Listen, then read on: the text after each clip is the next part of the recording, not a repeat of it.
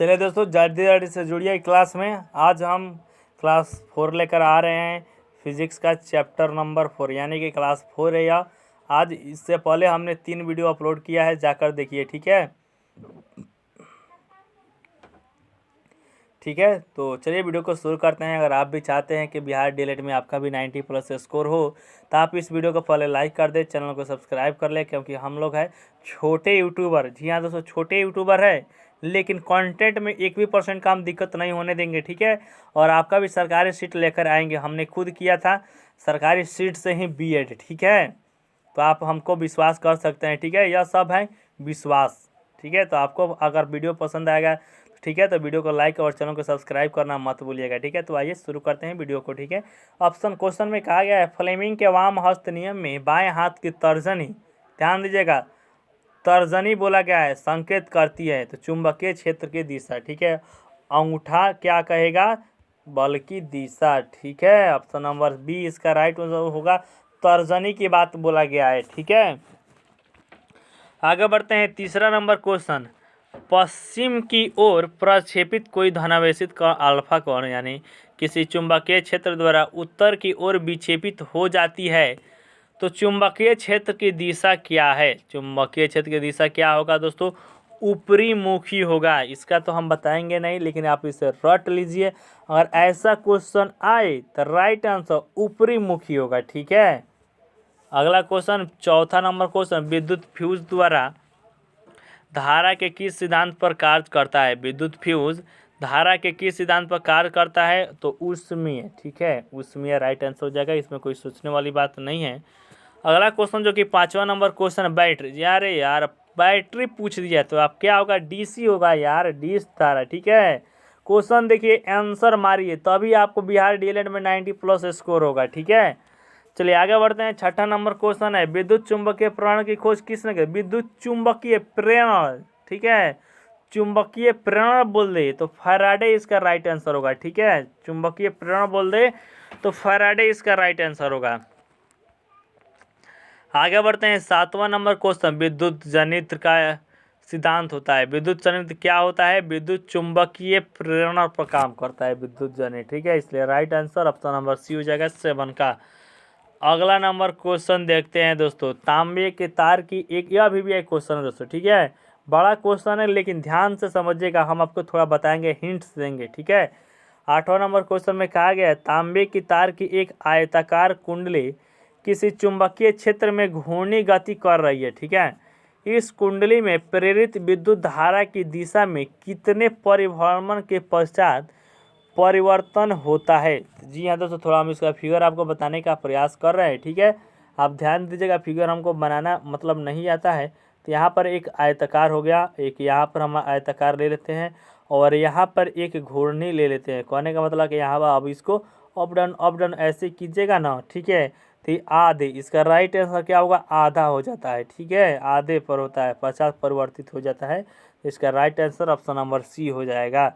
9th number question में कहा गया है, निम्नलिखित में से कौन किसी लंबे विद्युत धारावाही तार के निकट चुंबकीय क्षेत्र का सही वर्णन करता है? ठीक है, सही वर्णन।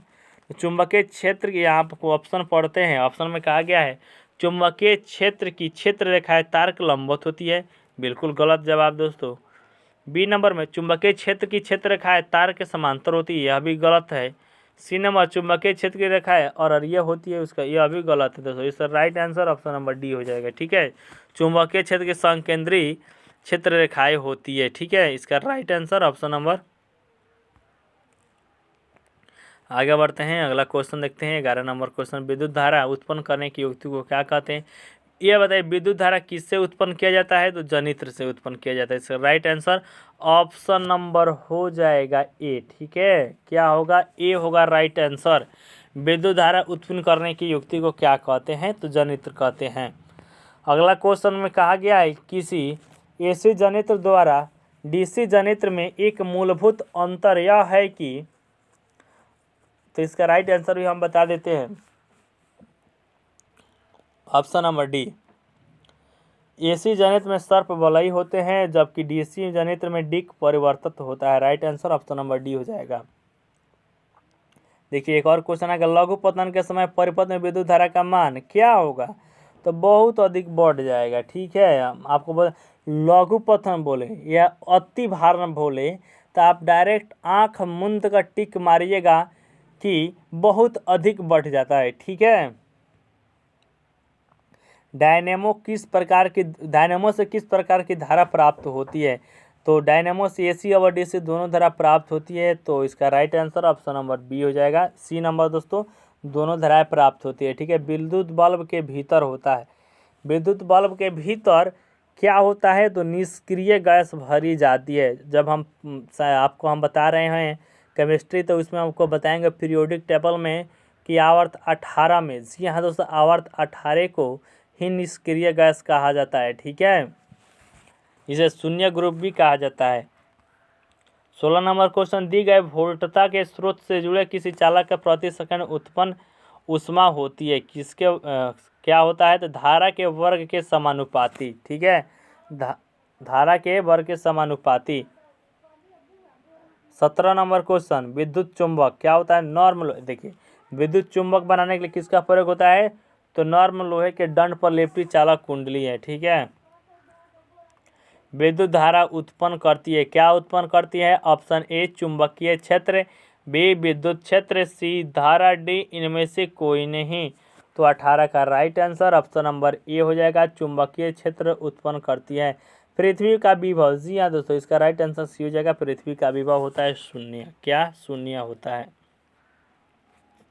35 नंबर क्वेश्चन ध्यान दीजिएगा, किसी क्षण चुंबक के अंदर चुंबकीय क्षेत्र रेखाएं की दिशा क्या होती है? ठीक है, चुंबकीय क्षेत्र की दिशा क्या होती है? दक्षिण से उत्तर। ठीक है, क्या होगा राइट आंसर? दक्षिण से उत्तर इसका राइट आंसर हो जाएगा ऑप्शन नंबर बी। ठीक है, 36 नंबर क्वेश्चन में कहा गया है घरेलू विद्युत परिपथ में उदासीन, ठीक है, उदासीन तार क्या होता है? तो काला होता है। क्या होता है? काला होता है। Right answer option number C हो जाएगा। ठीक है, काला होगा।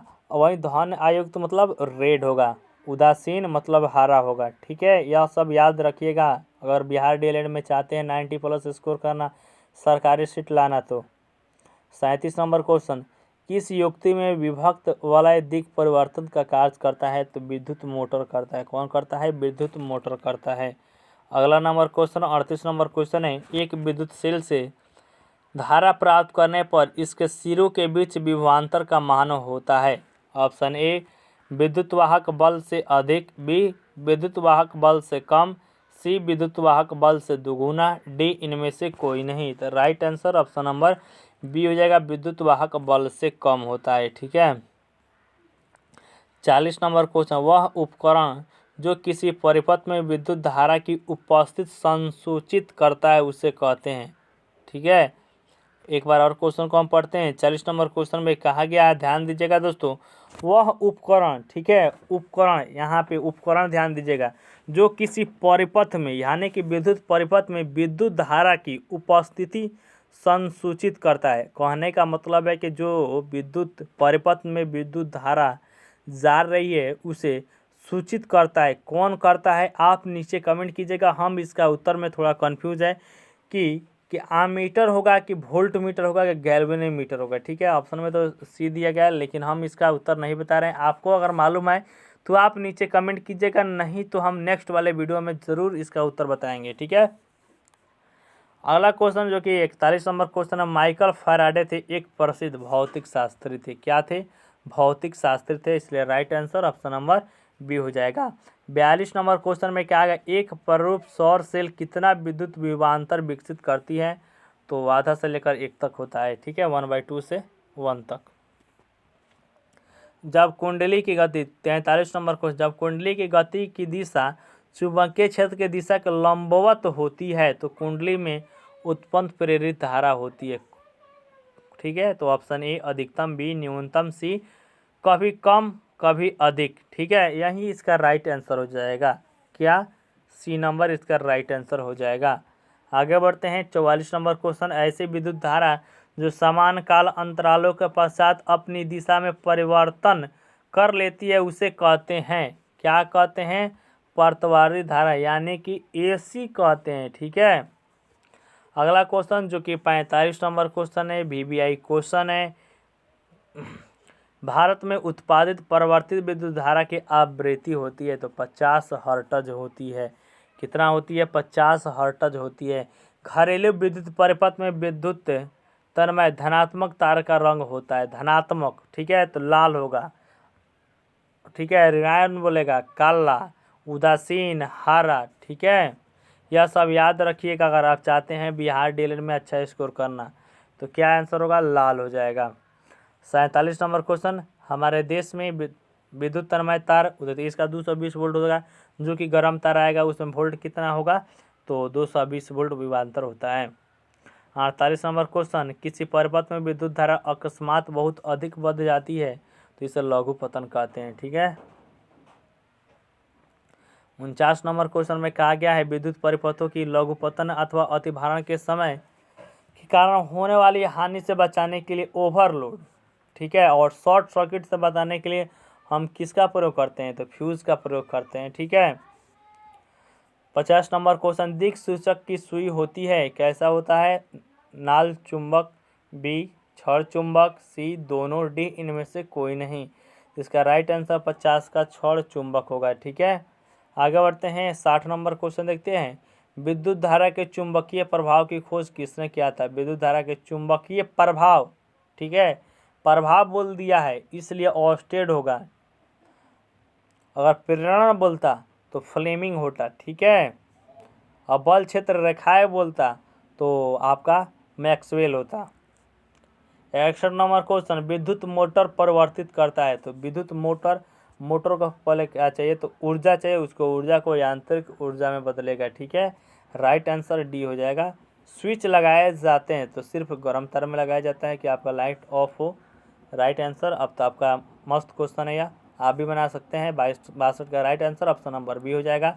63 नंबर क्वेश्चन देखते हैं, वह उपकरण जो विद्युत ऊर्जा को यांत्रिक ऊर्जा में बदलता है होता है, कौन होता है जो विद्युत ऊर्जा को यांत्रिक ऊर्जा में बदलता है? तो विद्युत मोटर, ठीक है, वही होता है जो विद्युत ऊर्जा को यांत्रिक ऊर्जा में बदलता है, ठीक है। अगला क्वेश्चन बोलते हैं जो कि शुष्क सेल, जी हाँ दोस्तों, शुष्क सेल में ऋण इलेक्ट्रोड बना होता है। ऑप्शन ए तांबा का, बी कार्बन का, सी जस्ता का, डी इनमें से कोई नहीं। इसका right answer option number C हो जाएगा, जस्ता का। विद्युत चुंबक बनाने के लिए किस पदार्थ का प्रयोग किया जाता है? नरम लोहा का, इसे तो आप जानते ही हैं, ठीक है। आगे बढ़ते हैं, अगला क्वेश्चन देखते हैं। डीजल का उपयोग होता है, डीजल का, अब जाने डीजल का प्रयोग कहाँ होगा? भारी वाहनों में, बी रेल के इंजन में, सी विद्युत उत्पादन में, डी इन सभी में, ठीक है। तो आप जानते हैं डीजल का प्रयोग कहाँ होगा? तो इन सभी में होगा, ठीक है, इन सभी में इसका राइट आंसर होगा। क्या राइट आंसर होगा? इन सभी में होगा, ठीक है।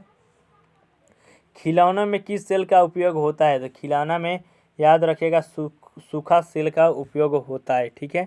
तो ये रहा फिजिक्स का क्लास नंबर 4। कैसा लगा नीचे कमेंट कर आप बता सकते हैं। ऐसे ही इंटरेस्टिंग वीडियो देखने के लिए आप हमारे चैनल को भी सब्सक्राइब कर सकते हैं, ठीक है।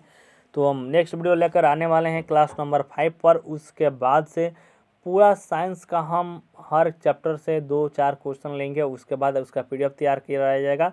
उसके बाद आपको हम बताएंगे, ज़बरदस्त तैयारी होगा, आपका एक भी क्वेश्चन बिहार डीएलएड एग्जाम में नहीं छूटेगा दोस्तों। 20 में 20 आप सही कीजिएगा, टेंशन मत लीजिएगा। वीडियो को लाइक और चैनल को सब्सक्राइब कीजिएगा। मिलते हैं नेक्स्ट वीडियो में।